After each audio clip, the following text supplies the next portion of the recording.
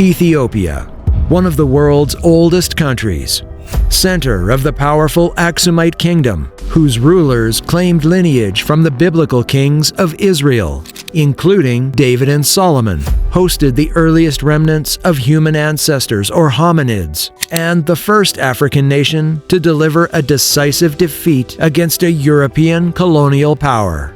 These are just some of the distinctions that embellish the rich heritage of this esteemed African nation. This, however, raises an intriguing question. Why hasn't such a notable nation reached a level of worldwide acclaim similar to that of Egypt or Greece? It's possible that many people might not even be aware of this country's existence. Several factors might explain Ethiopia's relative anonymity, including the possibility that its history was either not recorded by its ancestors, or such records have been lost or remain undiscovered. This sharply contrasts with other celebrated civilizations like the Egyptians, known for their extensive historical documentation. However, uncovering the stunning discoveries in this land could shift your view, revealing Ethiopia's civilization to be as grand, if not grander, than other well-known ones. Before we dive into these extraordinary finds, let's first explore the rich history of this African nation. We can't discuss Ethiopia without touching its immense role to Christianity. In fact, the earliest Christian kingdoms were not in Greece or Rome, but surprisingly in Egypt and Ethiopia. To further prove this point, the country is mentioned repeatedly in both the Old and New Testaments. According to ancient narratives, the roots of the nation reach back to the great-grandson of Noah. Furthermore, the country is reputed to be the guardian of one of Christianity's most revered holy relics, the Ark of the Covenant. This ancient belief originates with the Queen of Sheba, a renowned and influential ruler. Driven by her pursuit of knowledge and wisdom, she embarked on a journey to Jerusalem, drawn by the famed wisdom of King Solomon. The wise king lived up to his reputation, for he adeptly answered each question, leaving no doubt of his intellectual prowess and providing insights that surpassed her expectations. Seizing the opportunity to share the profound depths of his faith, he introduced the Queen of Sheba to the worship of Yahweh, captivating her spirit and guiding her towards becoming a devout follower.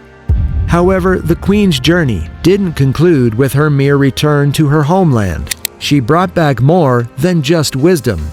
She returned bearing a child, a living testament to her encounter, and she laid the foundational stones for Christianity to take root and thrive within her kingdom. She devoutly raised her son Menelik as a single mother. Driven by a profound curiosity and a desire to connect with his father, Menelik journeyed to Israel. Upon his return to Ethiopia, Menelik brought with him an object of immense sacredness and power, the Ark of the Covenant, believed to house the very tablets of the Ten Commandments. For hundreds of years, it's believed that the holy relic was kept in the Church of Mary of Zion. Emperor Ieyasu even saw and talked to it in 1691. Fast forward to modern times, it's housed in the Chapel of the Tablet, built next to the church where Emperor Haile Selassie ruled. The responsibility of protecting this ancient relic falls to a solitary monk, a guardian who has taken a vow of celibacy. He engages in sacred rituals, lighting incense and reciting passages from the Bible, creating an atmosphere of reverence and solitude. Such is the sanctity of this duty that no one, not even the highest-ranking priest of Aksum, may approach. This guardian dedicates his entire life to the stewardship of the Ark until the moment arrives for him to select a successor to uphold this venerable tradition.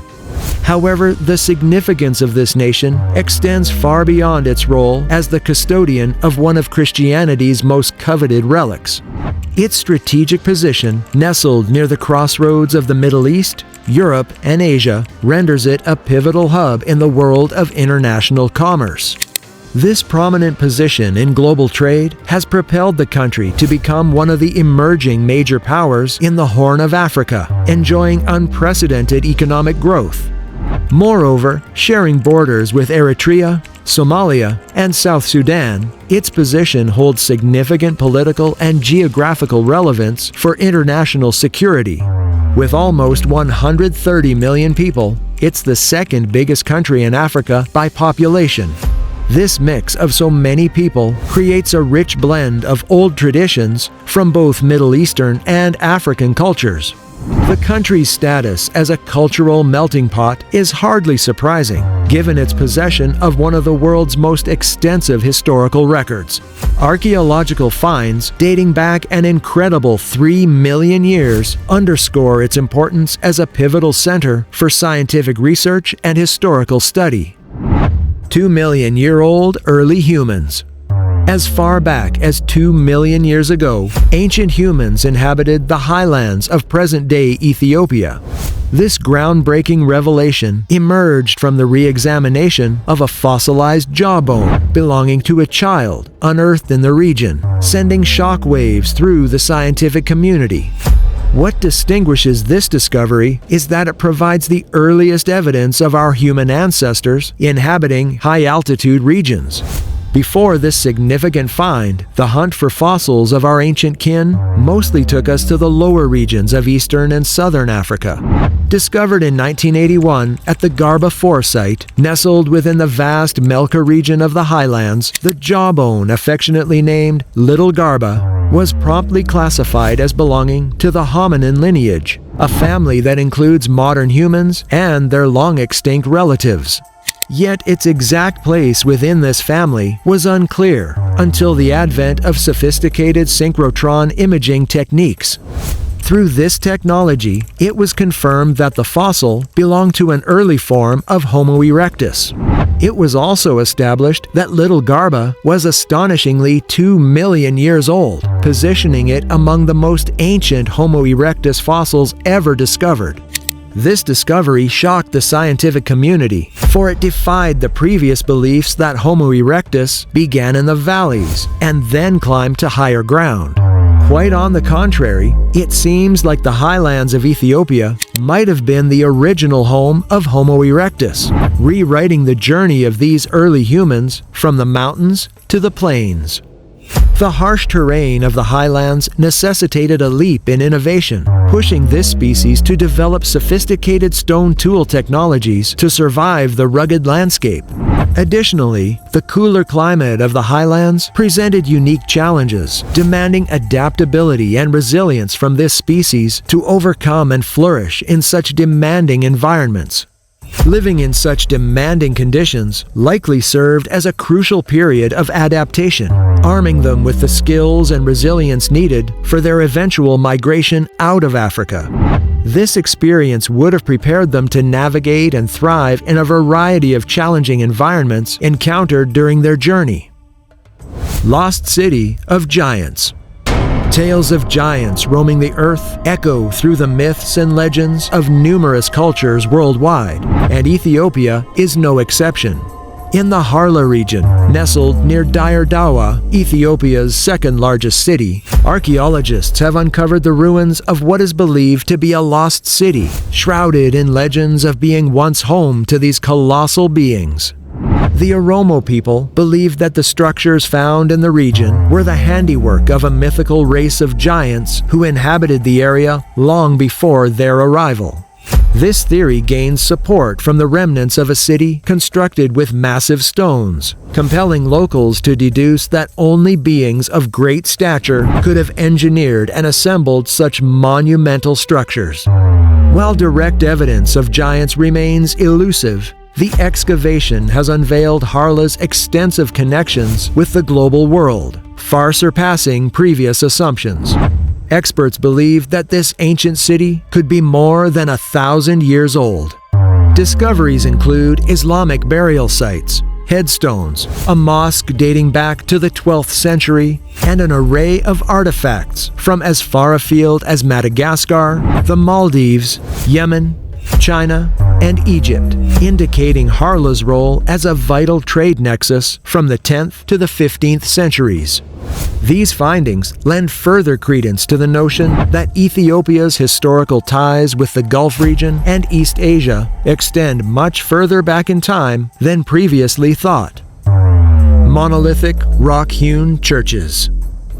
Situated in the high-altitude town of Lalibela, which sits 8,200 feet above sea level, is a breathtaking collection of 11 monolithic churches. These architectural marvels are the largest of their kind globally, boasting a history that stretches back over 800 years. Constructed under the reign of King Lalibela, who ruled from 1181 to 1221, the origins of these structures are well documented. However, the mysteries surrounding their construction techniques and tools continues to puzzle archaeologists to this day. Observing the enormous stones, one can't help but marvel at how ancient peoples managed to sculpt them with simple tools.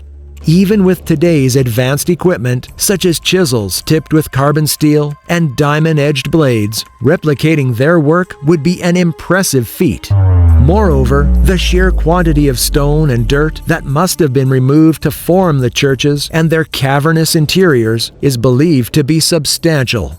However, this excavated material seems to have vanished from the nearby area, leading to the intriguing mystery. Where was the displaced stone and earth transported? This adds to the fascinating theory that perhaps angels had a role in their construction. According to this tale, there was a collaborative effort between humans and angels in erecting these marvels, with humans laboring by day and angels taking over by night. Beyond these mythical stories, King Lalibela was driven by a pragmatic vision when he built these churches, to turn a part of Africa into a holy sanctuary, comparable in reverence to Jerusalem, thus creating a spiritual refuge for Ethiopians. In many ways, he achieved his goal, as these churches have gained global recognition and are celebrated as some of the most remarkable architectural feats in human history. This recognition has immortalized the exceptional skill and innovative genius of ancient Ethiopian craftsmen. World's oldest gospel book. Nestled within the secluded walls of an Ethiopian monastery atop 7,000 feet lies the Garima Gospels, the world's most ancient illustrated rendition of the Gospels, a treasure quietly safeguarded through the ages. The breathtaking Garima Gospels take their name from Abba Garima, a monk who journeyed to Ethiopia from Constantinople in 494. According to legend, he miraculously transcribed the Gospels in a single day, aided by divine intervention that held the sunset at bay, allowing him to complete his sacred task. However, some scholars had doubts about the origin of these manuscripts and suggested that the Gospels were actually written centuries after Garima's death, probably by priests in the 10th century. However, recent radiocarbon dating carried out at Oxford University suggested a date between 330 and 650 AD for their creation. This opened the possibility that indeed the Gospels might have actually been written by Abba Garima. Even more remarkable is the book's resilience through numerous invasions and a devastating fire that swept through the monastery housing it, testifying to its extraordinary survival against the odds. New continent and ocean. An extraordinary geological event is taking place in Ethiopia, one not witnessed in hundreds of millions of years.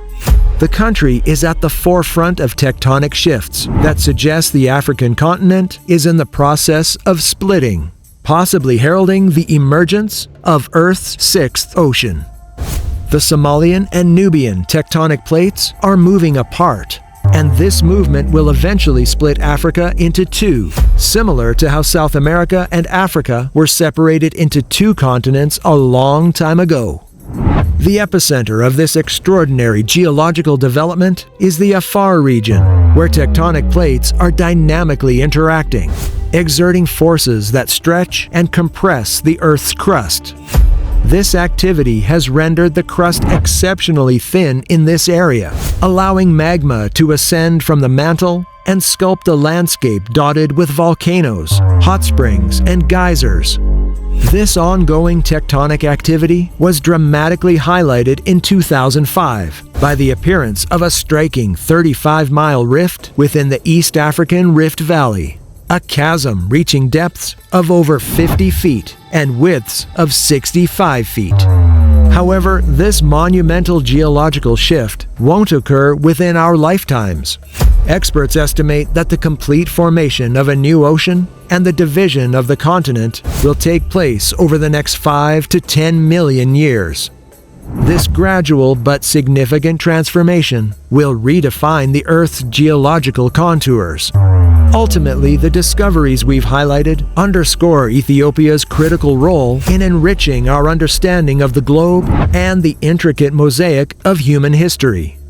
This significant impact demands acknowledgement, comparable to that of the renowned civilizations of Egypt, Greece, and the Middle East, rightfully positioning Ethiopia among the luminaries of world heritage.